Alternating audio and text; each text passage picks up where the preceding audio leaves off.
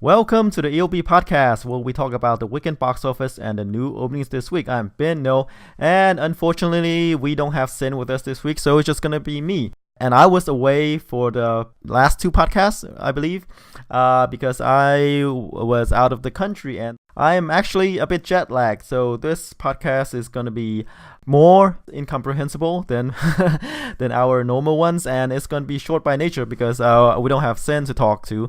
So how about we get started with the box office. Coming in number one over the weekend is Annabelle Creation. It pulled in about 35 million over the weekend, which is a pretty good pull. The budget is only 15 million, and it's kind of a spin-off to the Conjuring series. And this is the second movie with Annabelle in its name.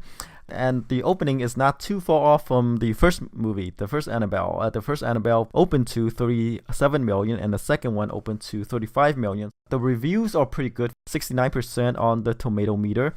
B cinema score. So I believe this is like a prequel. This series, the Conjuring series, and the Annabelle series is actually continue to be strong. But we'll see how well it holds up in the second weekend. Okay, number two is Dunkirk. Pulled in about 11 million over the weekend, experienced a 36% drop off from the previous weekend. So it continues to hold on well, from the previous week. Domestic gross is 153 million so far, and the worldwide take is 363. The budget is 100 million. So, great returns for this movie. A movie by Christopher Nolan about one of the events that takes place during World War II. I guess people's hope for this movie wasn't that strong because, not a lot of people know about this event, but, it's a Nolan film. And Christopher Nolan has his fans. People weren't that high on it when this movie is announced because I guess the trailer didn't do I wasn't that impressed with the trailer, but I think I projected the movie to open in the 45 million or so based on previous Christopher Nolan openings and subject matter, and it actually opened to 50 million, and it continues to hold on well, and it performs well domestically and overseas. So another good movie for Christopher Nolan. Okay, number three is one of the new releases last weekend is the Nut Job 2 Nutty by Nature. It is kind of sequel to the Nut Job. It's an animation by, that's distributed by Open Roads. I believe the first Nut Job was by, I think DreamWorks, I believe. Let me take a quick look. I believe it has to be, it's 2014. I think it was released in the same year as Cars, I believe. Let me see. I'm still jet lagged here, kind of disorganized as well. Okay. Oh, it's by Open Road Films as well. So, yeah. They're both by Open Road Films. And recently we heard that Open Road Films got sold to another company. I forgot the name of the company. I believe it's probably sold to a Chinese conglomerate. So the Nut Job 2 pulled in open to about 8.3 million, so which is lower than what the first Nut Job pulled in. The first Nut Job opened to about 19 million, nearly 20 million, and went on to gross 64 million domestic and worldwide 120 million. The budget is about 42. I sense that the budget for the sequel is relatively the same, about 40 million. But it opened way lower to 8 million, so I don't know if it's gonna do well domestically, right? It's probably gonna do let's see, maybe about 30 million-ish when it's said and done domestically, or if not lower, depends on how well it holds. It could do better internationally, but we don't know. I don't know how well it's gonna do overseas. I sense there's not a huge demand for a Nut Job sequel. Okay, so number four is The Dark Tower, a movie that I missed out on since I was out of the country. It pulled in about 7.8 million over the weekend, dropped off a huge, nearly 60% from its opening weekend. The movie opened to about 20 million. It stars Matthew McConaughey, Idris Elba, and produced by Ron Howard. And this movie has a long development history. It's based on a novel series by Stephen King. and it was supposed to be this high-priced a trilogy or so, but they cut the budget way down. I'm not sure if it was this project was supposed to be with Warner Brothers or not. I forgot the all the dealings way back when.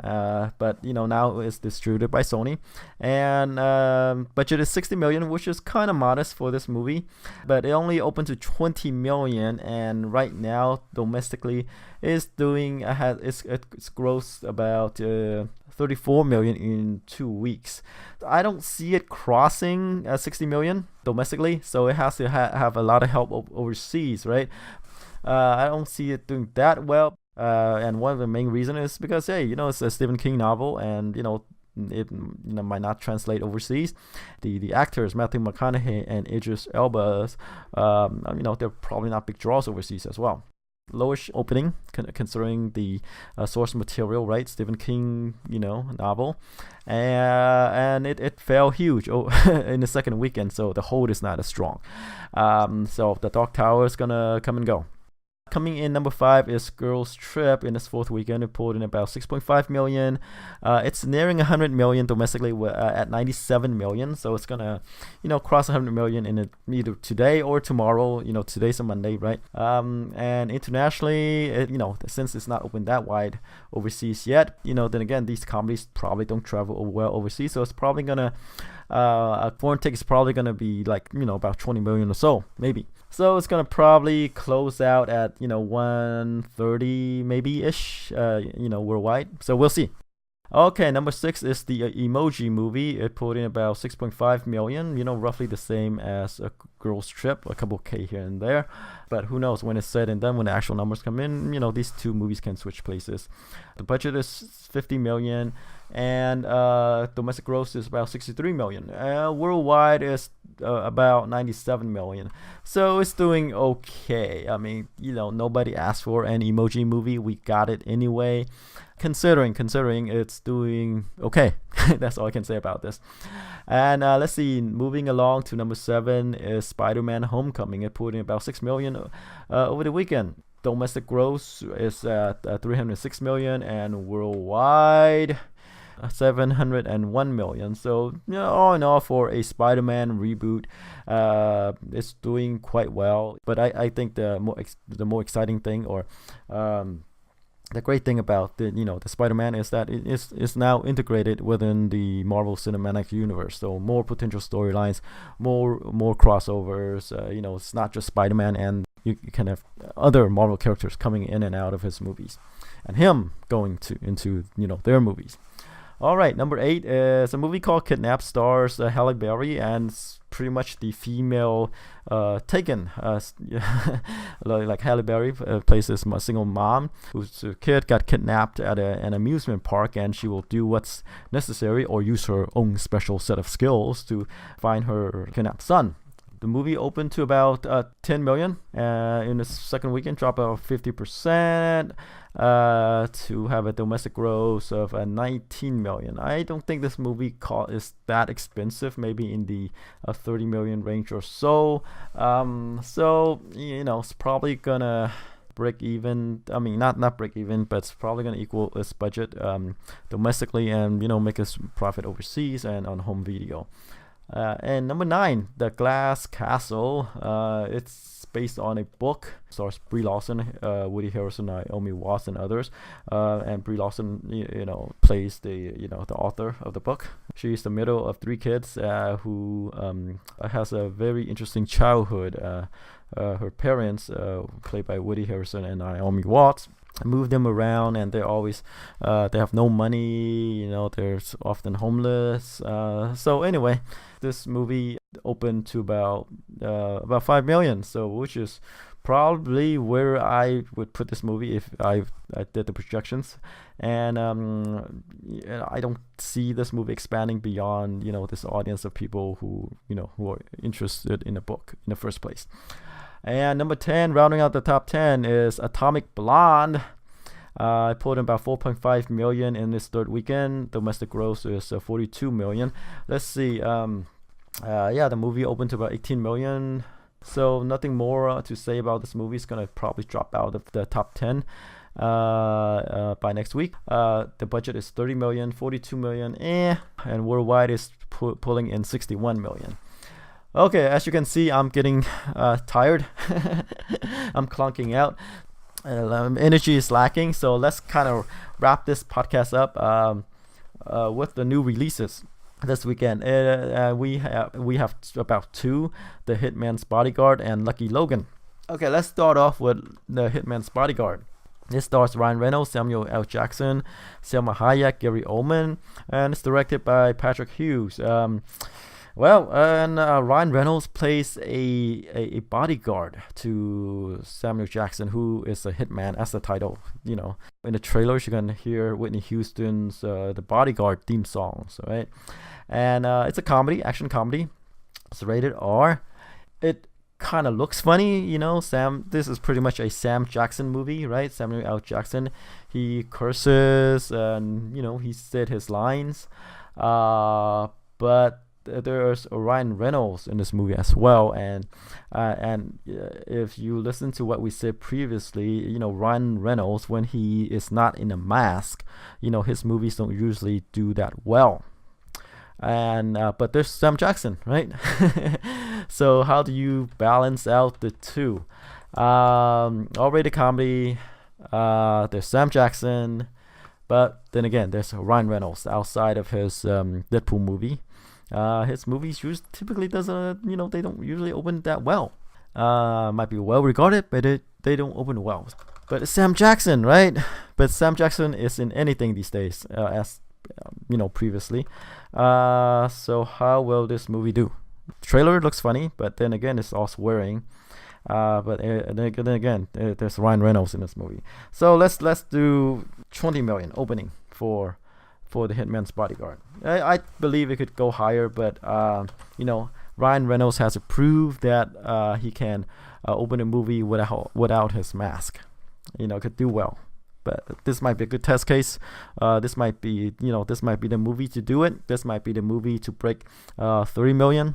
But we will see.